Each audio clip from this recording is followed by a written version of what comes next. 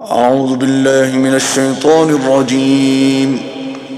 بسم الله الرحمن الرحيم. يعتذرون إليكم إذا رجعتم إليهم قل لا تعتذروا لن نؤمن لكم قد نبأنا الله من أخباركم وسيرى الله عملكم ورسوله ثم تردون إلى عالم الغيب والشهادة فينبئكم بما كنتم تعملون. سيحلفون بالله لكم إذا انقلبتم إليهم لتعرضوا عنهم فأعرضوا عنهم إنهم رجس ومأواهم جهنم جزاء بما كانوا يكسبون. يحلفون لكم لترضوا عنهم فإن ترضوا عنهم فإن الله لا يرضى عن القوم الفاسقين. الأعراب أشد كفرا ونفاقا وأجدر ألا يعلموا حدود ما أنزل الله على رسوله والله عليم حكيم. ومن الأعراب من يتخذ ما ينفق مغرما ويتربص بكم الدوائر عليهم دائرة السوء والله سميع عليم. ومن الأعراب من يؤمن بالله واليوم الآخر ويتخذ ما ينفق قربات عند الله وصلوات الرسول ألا إنها قربة لهم سيدخلهم الله في رحمته إن الله غفور رحيم. والسابقون الأولون من المهاجرين والأنصار والذين اتبعوهم بإحسان رضي الله عنهم ورضوا عنه وأعد لهم جنات تجري تحتها الأنهار خالدين فيها أبدا ذلك الفوز العظيم. وممن حولكم من الأعراب منافقون ومن أهل المدينة مردوا على النفاق لا تعلمهم نحن نعلمهم سنعذبهم مرتين ثم يردون إلى عذاب عظيم. وآخرون اعترفوا بذنوبهم خلطوا عملا صالحا وآخر سيئا عسى الله أن يتوب عليهم إن الله غفور رحيم. خذ من أموالهم صدقة تطهرهم وتزكيهم بها وصل عليهم إن صلاتك سكن لهم والله سميع عليم. ألم يعلموا أن الله هو يقبل التوبة عن عباده ويأخذ الصدقات وأن الله هو التواب الرحيم. وقل اعملوا فسيرى الله عملكم ورسوله والمؤمنون وستردون إلى عالم الغيب والشهادة فينبئكم بما كنتم تعملون وآخرون مرجون لأمر الله إما يعذبهم وإما يتوب عليهم والله عليم حكيم والذين اتخذوا مسجدا ضرارا وكفرا وتفريقا بين المؤمنين وإرصادا لمن حارب الله ورسوله من قبل وليحلفن إن أردنا إلا الحسنى والله يشهد إنهم لكاذبون لا تقم فيه أبدا لمسجد أسس على التقوى من أول يوم أحق أن تقوم فيه رجال يحبون أن يتطهروا والله يحب المطهرين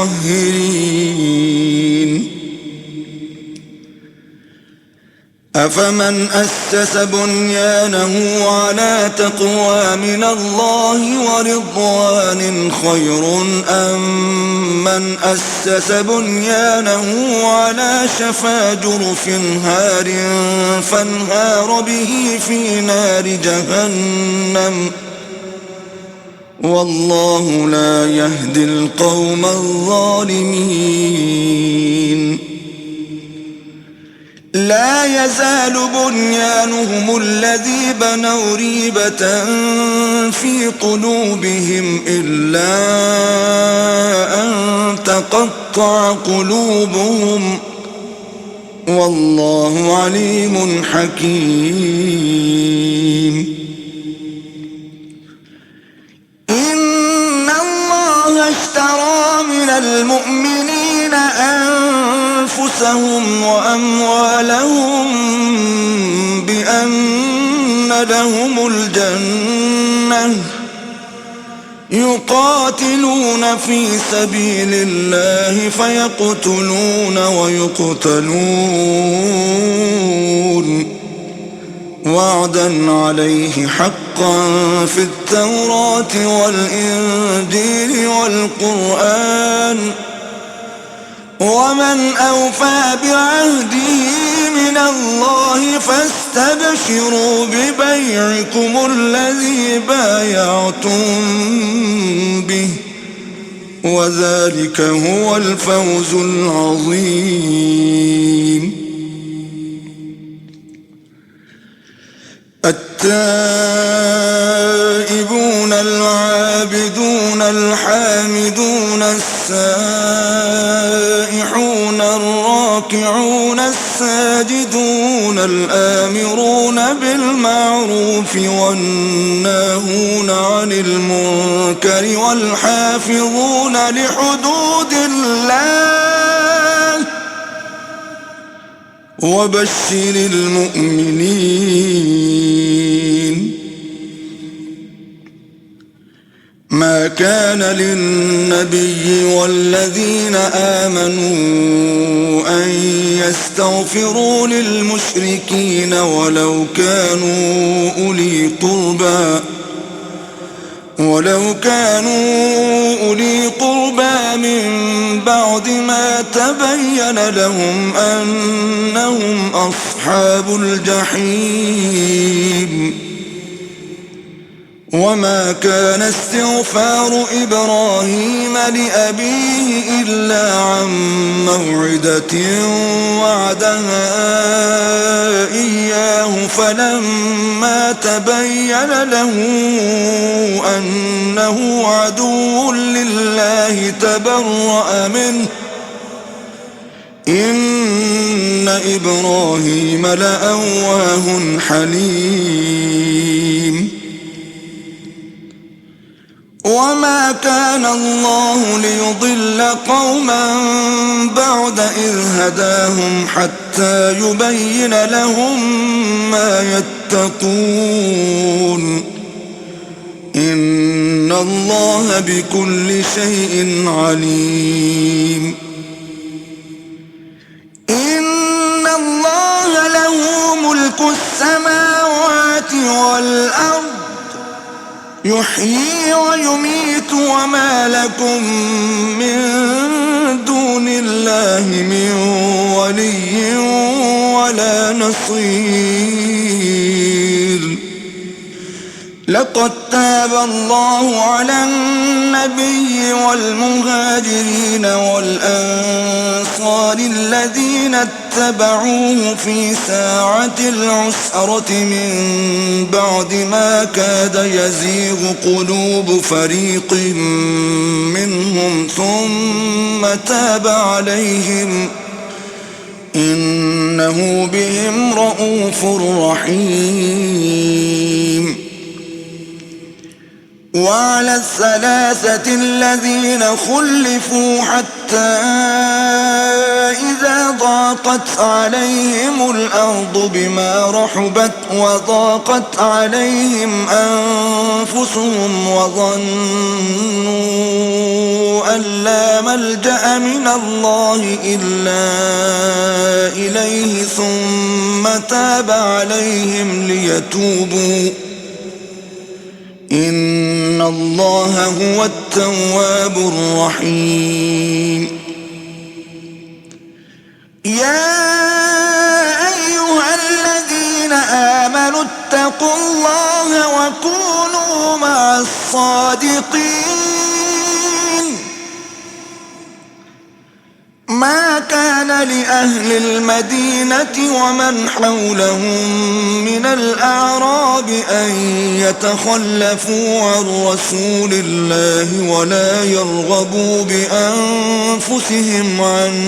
نفسه ذلك بأنهم لا يصيبهم ظمأ ولا نصب ولا مخمصة في سبيل الله ولا يطؤون موطئا يغيظ الكفار ولا ينالون من عدو نيلا إلا كتب لهم به عمل صالح إن الله لا يضيع أجر المحسنين ولا ينفقون نفقة صغيرة ولا كبيرة ولا يقطعون واديا إلا كتب لهم ليجزيهم الله أحسن ما كانوا يعملون وما كان المؤمنون لينفروا كافة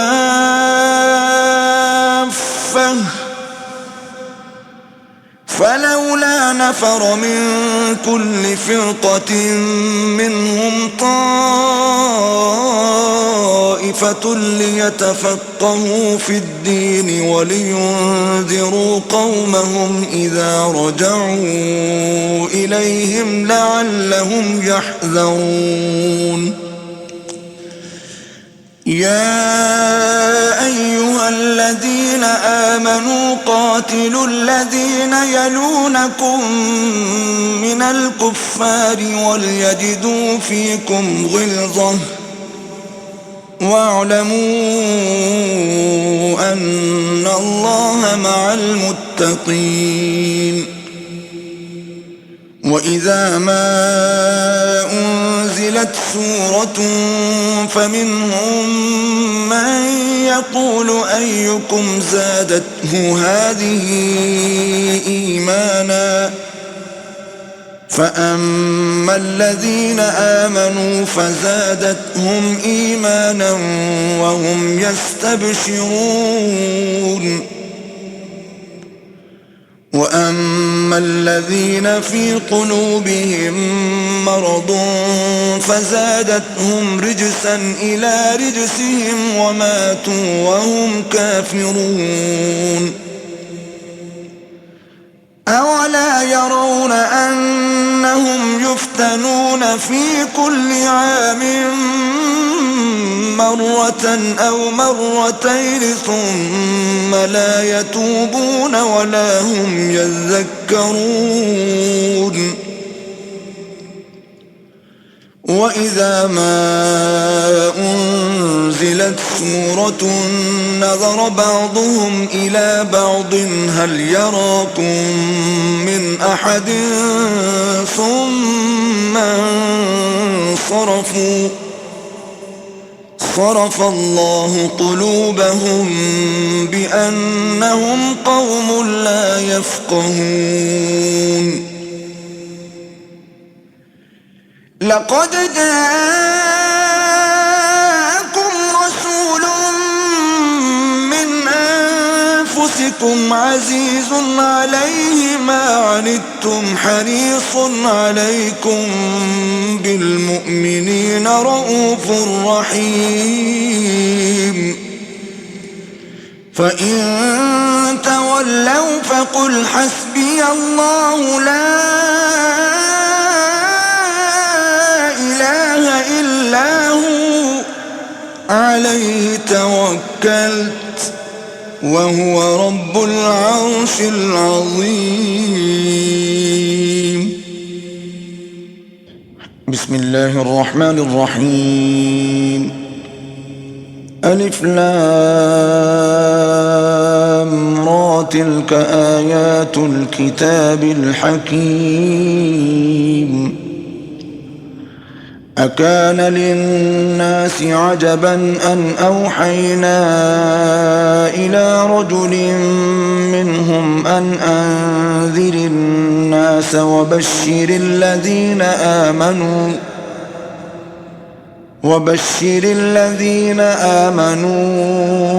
أن لهم قدم صدق عند ربهم قال الكافرون إن هذا لساحر مبين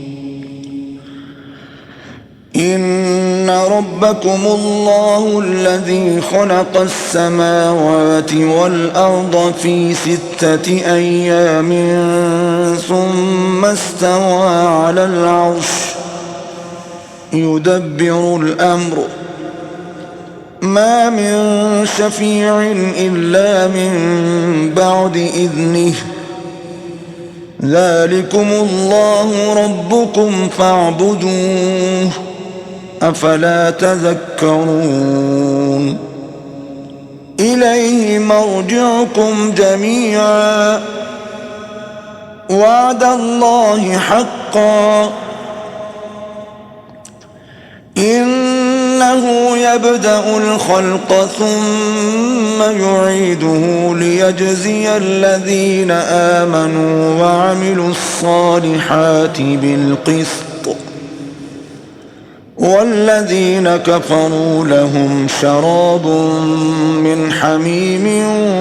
وعذاب أليم بما كانوا يكفرون هو الذي جعل الشمس ضياء والقمر نورا وقدره منازل لتعلموا عدد السنين والحساب ما خلق الله ذلك إلا بالحق يفصل الآيات لقوم يعلمون إن في اختلاف الليل والنهار وما خلق الله في السماوات والأرض لآيات لقوم يتقون إن الذين لا يرجون لقاءنا ورضوا بالحياة الدنيا واطمأنوا بها والذين هم عن آياتنا غافلون أولئك مأواهم النار بما كانوا يكسبون إن الذين آمنوا وعملوا الصالحات يهديهم ربهم بإيمانهم تجري من تحتهم الأنهار في جنات النعيم دعواهم فيها سبحانك اللهم وتحيتهم فيها سلام وآخر دعواهم أن الحمد لله رب العالمين ولو يعجل الله للناس الشر استعجالهم بالخير لقضي إليهم أجلهم فنذر الذين لا يرجون لقاءنا في طغيانهم يعمهون وإذا مس الإنسان الضر دعانا لجنبه أو قاعدا أو قائما فلما كشفنا عنه ضره مر كأن لم يدعنا إلى ضر مسه كذلك زين للمسرفين ما كانوا يعملون ولقد أهلكنا القرون من قبلكم لما ظلموا وجاءتهم رسلهم بالبينات وما كانوا ليؤمنوا كذلك نجزي القوم المجرمين ثم جعلناكم خلائف في الأرض من بعدهم لننظر كيف تعملون وإذا تتلى عليهم آياتنا بينات قال الذين لا يرجون لقاء نأت بقرآن غير هذا أو بدله قل ما يكون لي أن أبدله من تلقاء نفسي إن أتبع إلا ما يوحى إلي إني أخاف إن عصيت ربي عذاب يوم عظيم قل لو شاء الله ما تلوته عليكم ولا أدراكم به فقد لبثت فيكم عمرا من قبله أفلا تعقلون فمن أظلم ممن افترى على الله كذبا أو كذب بآياته إنه لا يفلح المجرمون ويعبدون من دون الله ما لا يضرهم ولا ينفعهم ويقولون هؤلاء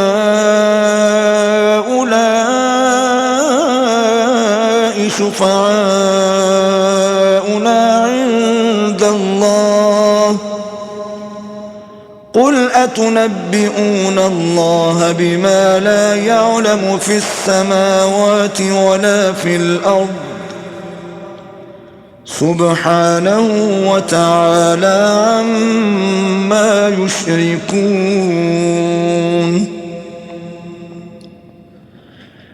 وما كان الناس إلا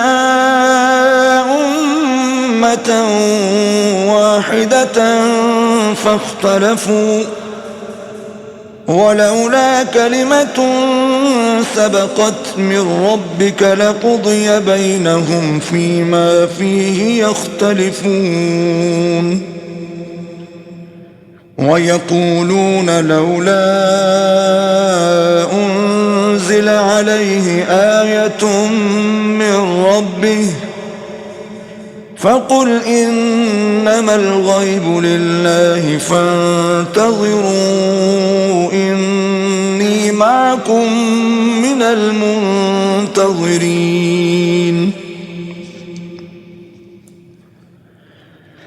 وإذا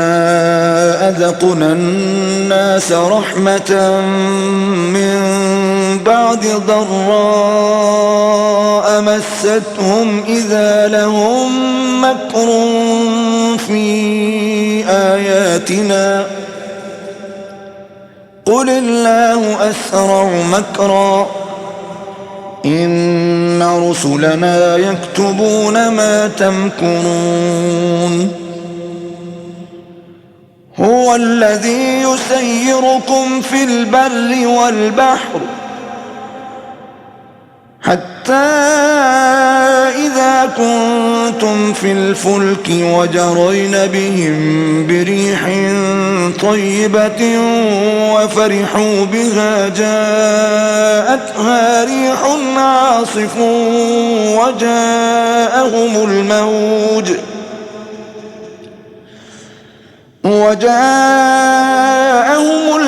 من كل مكان وظنوا أنهم أحيط بهم دعوا الله مخلصين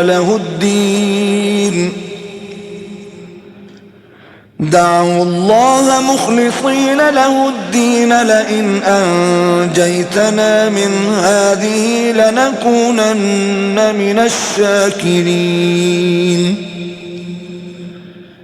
فلما أنجاهم إذا هم يبغون في الأرض بغير الحق يا أيها الناس إنما بغيكم على أنفسكم متاع الحياة الدنيا ثم إلينا مرجعكم فننبئكم بما كنتم تعملون إنما مثل الحياة الدنيا كماء أنزلناه من السماء فاختلط به نبات الأرض مما يأكل الناس والأنعام حتى إذا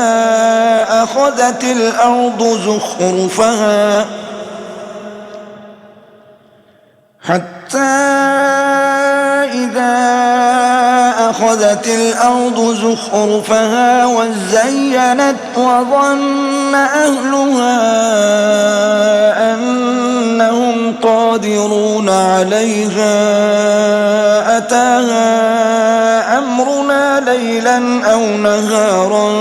فجعلناها حصيدا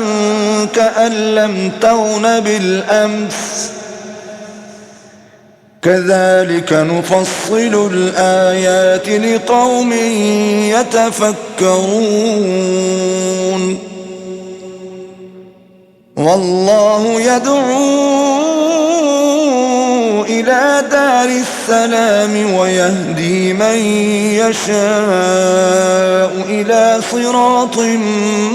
مستقيم للذين أحسنوا الحسنى وزيادة ولا يرهق وجوههم قتر ولا ذلة أولئك أصحاب الجنة هم فيها خالدون والذين كسبوا السيئات جزاء سيئة بمثلها وترهقهم ذلة ما لهم من الله من عاصم كأنما أغشيت وجوههم قطعا من الليل مظلما أولئك أصحاب النار هم فيها خالدون ويوم نحشرهم جميعا ثم نقول للذين أشركوا مكانكم أنتم وشركاؤكم فزيلنا بينهم وقال شركاؤهم ما كنتم إيانا تعبدون فكفى بالله شهيدا بيننا وبينكم إن كنا عن عبادتكم لغافلين هنالك تبلو كل نفس ما أسلفت وردوا إلى الله مولاهم الحق وضل عنهم ما كانوا يفترون قل من يرزقكم من السماء والأرض أم من يملك السمع والأبصار ومن يخرج الحي من الميت ويخرج الميت من الحي ومن يدبر الأمر فسيقولون الله فقل أفلا تتقون فذلكم الله ربكم الحق فماذا بعد الحق إلا الضلال فأنى تصرفون كذلك حقت كلمة ربك على الذين فسقوا أنهم لا يؤمنون قل هل من شركائكم من يبدأ الخلق ثم يعيده قل الله يبدأ الخلق ثم يعيده فأنى تؤفكون قل هل من شركائكم من يهدي إلى الحق قل الله يهدي للحق أفمن يهدي إلى الحق أحق أن يتبع أم من لا يهدي إلا أن يهدى فما لكم كيف تحكمون وما يتبع أكثرهم إلا ظنا إن الظن لا يغني من الحق شيئا إن الله عليم بما يفعلون وما كان هذا القرآن أن يفترى من دون الله ولكن تصديق الذي بين يديه وتفصيل الكتاب لا ريب فيه من رب العالمين أم يقولون افتراه قل فأتوا بسورة مثله وادعوا من استطعتم من دون الله إن كنتم صادقين بل كذبوا بما لم يحيطوا بعلمه ولما يأتهم تأويله كذلك كذب الذين من قبلهم فانظر كيف كان عاقبة الظالمين ومنهم من يؤمن به ومنهم من لا يؤمن به وربك أعلم بالمفسدين وإن كذبوك فقل لي عملي ولكم عملكم أنتم بريئون مما أعمل وأنا بريء مما تعملون ومنهم من يستمعون إليك أفأنت تسمع الصم ولو كانوا لا يعقلون ومنهم من ينظر إليك أفأنت تهدي العمي ولو كانوا لا يبصرون إن الله لا يظلم الناس شيئا ولكن الناس أنفسهم يظلمون ويوم يحشرهم كأن لم يلبثوا إلا ساعة من النهار يتعارفون بينهم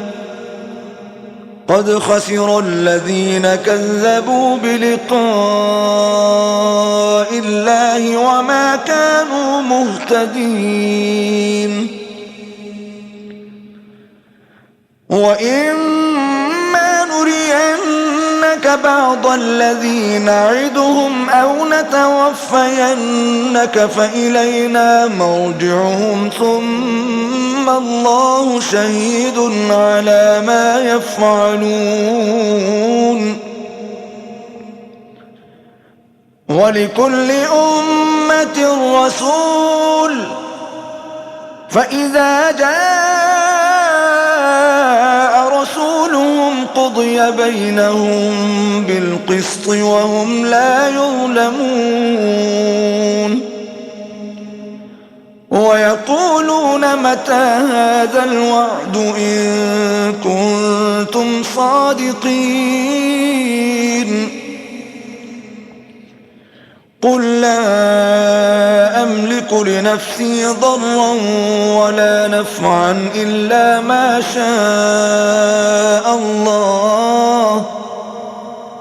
لكل أمة أجل إذا جاء أجلهم فلا يستأخرون ساعة ولا يستقدمون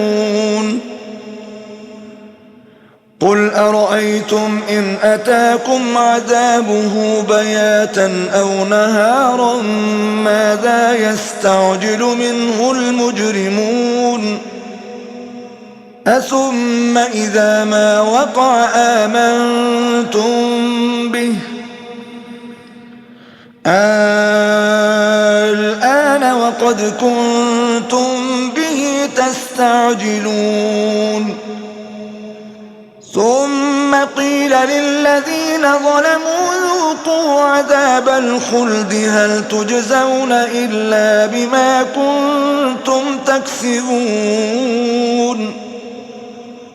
ويستنبئونك أحق هو قل إي وربي إنه لحق وما أنتم بمعجزين ولو أن لكل نفس ظلمت ما في الأرض لافتدت به وأسروا الندامة لما رأوا العذاب وقضي بينهم بالقسط وهم لا يظلمون ألا إن لله ما في السماوات والأرض ألا إن وعد الله حق ولكن أكثرهم لا يعلمون هو يحيي ويميت وإليه ترجعون يا أيها الناس قد جاءتكم موعظة من ربكم وشفاء لما في الصدور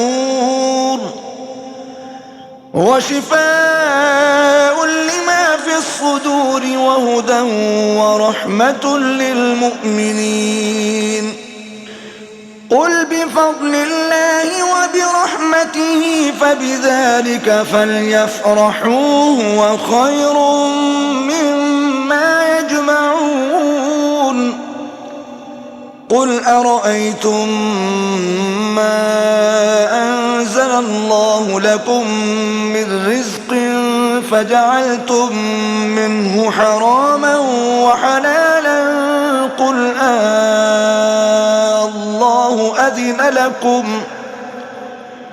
قل الله أذن لكم أم على الله تفترون وما ظن الذين يفترون على الله الكذب يوم القيامة إن الله لذو فضل على الناس ولكن أكثرهم لا يشكرون وما تكون في شأن وما تتلو منه من قرآن ولا تعملون من عمل إلا كنا عليكم شهودا إذ تفيضون فيه وما يعزب عن ربك من مثقال ذرة في الأرض ولا في السماء ولا أصغر من ذلك ولا أكبر إلا في كتاب مبين ألا إن أولياء الله لا خوف عليهم ولا هم يحزنون الذين آمنوا وكانوا يتقون لهم البشرى في الحياة الدنيا وفي الآخرة لا تبديل لكلمات الله ذلك هو الفوز العظيم ولا يحزنك قولهم إن العزة لله جميعا هو السميع العليم ألا إن لله من في السماوات ومن في الأرض وما يتبع الذين يدعون من دون الله شركاء إن يتبعون إلا الظن وإن هم إلا يخرصون هو الذي جعل لكم الليل لتسكنوا فيه والنهار مبصرا إن في ذلك لآيات لقوم يسمعون قالوا اتخذ الله ولدا سبحانه هو الغني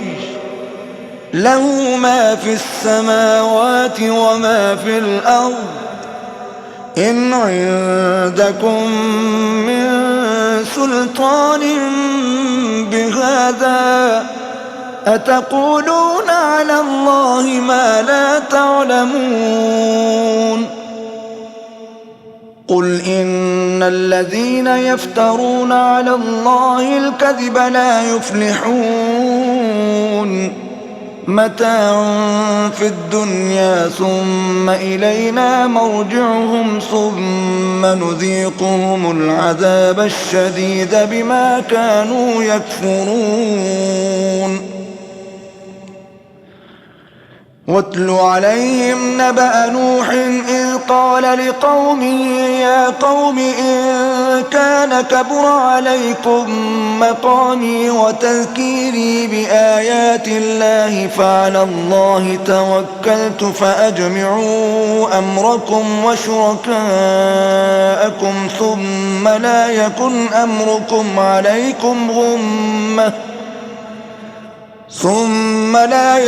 أمركم عليكم غمة ثم اقضوا إلي ولا تنظرون فإن توليتم فما سألتكم من أجر إن أجري إلا على الله وأمرت أن أكون من المسلمين فكذبوه فنجيناه ومن معه في الفلك وجعلناهم خلائف وأغرقنا الذين كذبوا بآياتنا فانظر كيف كان عاقبة المنذرين ثم بعثنا من بعده رسلا إلى قومهم فجاءوهم بالبينات فما كانوا ليؤمنوا بما كذبوا به من قبل كذلك نطبع على قلوب المعتدين ثم بعثنا من بعدهم موسى وهارون إلى فرعون وملئه بآياتنا فاستكبروا وكانوا قوما مجرمين فلما جاءهم الحق من عندنا قالوا إن هذا لسحر مبين قال موسى أتقولون للحق لما جاءكم أسحر هذا ولا يفلح الساحرون قالوا أجئتنا لتلفتنا عما وجدنا عليه آباءنا وتكون لكما الكبرياء في الأرض وما نحن لكما بمؤمنين وقال فرعون ائتوني بكل ساحر عليم فلما جاء السحرة قال لهم موسى ألقوا ما أنتم ملقون فلما ألقوا قال موسى ما جئتم به السحر إن الله سيبطله إن الله لا يصلح عمل المفسدين ويحق الله الحق بكلماته ولو كره المجرمون فما آمن لموسى إلا ذرية من قومه على خوف من فرعون وملئهم أن يفتنهم وإن فرعون لعال في الأرض وإنه لمن المسرفين وقال موسى يا قوم إن كنتم آمنتم الله فعليه توكلوا إن كنتم مسلمين. فقالوا على الله توكلنا ربنا لا تجعلنا فتنة للقوم الظالمين ونجنا برحمتك من القوم الكافرين. وأوحينا إلى موسى وأخيه أن تبوأ لقومكما بمصر بيوتا واجعلوا بيوتكم قبلة وأقيموا الصلاة وبشر المؤمنين. وقال موسى ربنا إنك آتيت فرعون وملأه زينة وأموالا في الحياة الدنيا ربنا ليضلوا عن سبيلك ربنا اطمس على أموالهم واشدد على قلوبهم فلا يؤمنوا حتى يروا العذاب الأليم. قال قد أجيبت دعوتكما فاستقيما ولا تتبعان سبيل الذين لا يعلمون. وجاوزنا ببني إسرائيل البحر فأتبعهم فرعون وجنوده بغيا وعدوا حتى إذا أدركه الغرق قال آمنت أنه لا إله إلا الذي آمنت به بنو إسرائيل وأنا من المسلمين.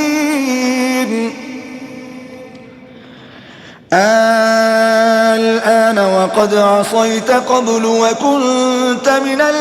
المفسدين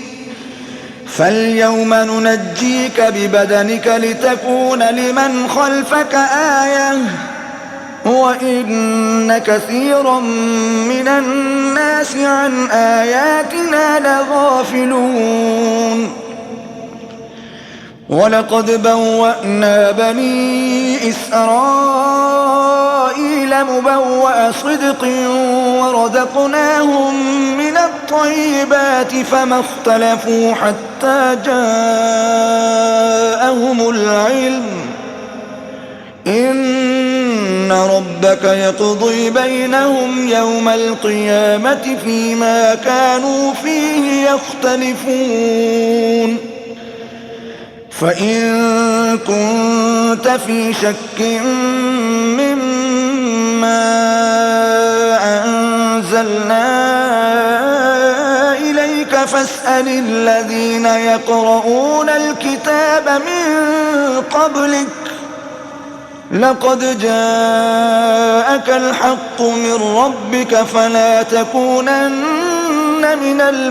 الممترين ولا تكونن من الذين كذبوا بآيات الله فتكون من الخاسرين. إن الذين حقت عليهم كلمة ربك لا يؤمنون ولو جاءتهم كل آية حتى يروا العذاب الأليم. فلولا كانت قرية آمنت فنفعها إيمانها إلا قوم يونس لما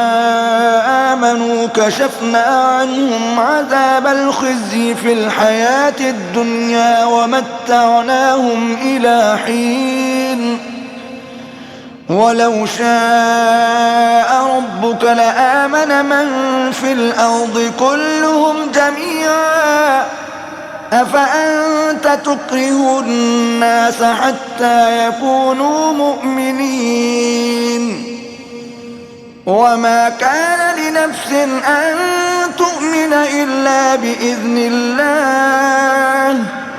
ويجعل الرجس على الذين لا يعقلون قل انظروا ماذا في السماوات والأرض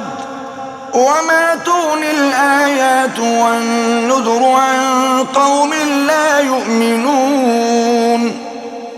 فهل ينتظرون إلا مثل أيام الذين خلوا من قبلهم قل فانتظروا إني معكم من المنتظرين ثم ننجي رسلنا والذين آمنوا كذلك حقا علينا ننجي المؤمنين قل يا أيها الناس إن كنتم في شك من ديني فلا أعبد الذين تعبدون من دون الله ولكن أعبد الله الذي يتوفاكم وأمرت أن أكون من المؤمنين وأن أقم وجهك للدين حنيفا ولا تكونن من المشركين ولا تدع من دون الله ما لا ينفعك ولا يضرك فإن فعلت فإنك إذا من الظالمين وإن يمسسك الله بضر فلا كاشف له إلا هو وإن يردك بخير فلا راد لفضله يصيب به من يشاء من عباده وهو الغفور الرحيم قل يا أيها الناس قد جاءكم الحق من ربكم فمن اهتدى فإنما يهتدي لنفسه ومن ضل فإنما يضل عليها وما أنا عليكم بوكيل واتبع ما يوحى إليك واصبر حتى يحكم الله وهو خير الحاكمين بسم الله الرحمن الرحيم ألف لام را كتاب أحكمت آياته ثم فصلت من لدن حكيم خبير ألا تعبدوا إلا الله إنني لكم منه نذير وبشير وأن استغفروا ربكم ثم توبوا إليه يمتعكم متاعا حسنا إلى أجل مسمى ويؤت كل ذي فضل فضله